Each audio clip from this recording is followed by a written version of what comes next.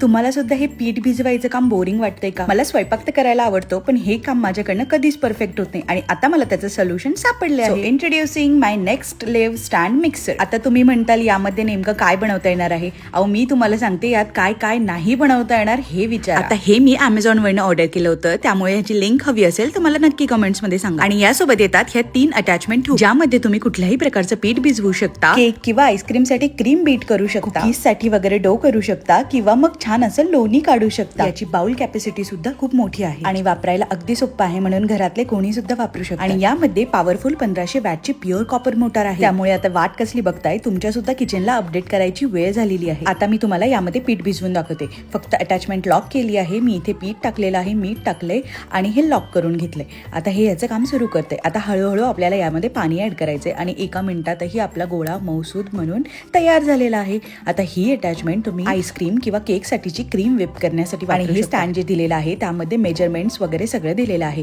So तुम्हाला ते सुद्धा वापरण्यात खूप सोपं. लिंक साठी कमेंट करायला विसरू नका आणि थँक्यू फॉर वॉचिंग.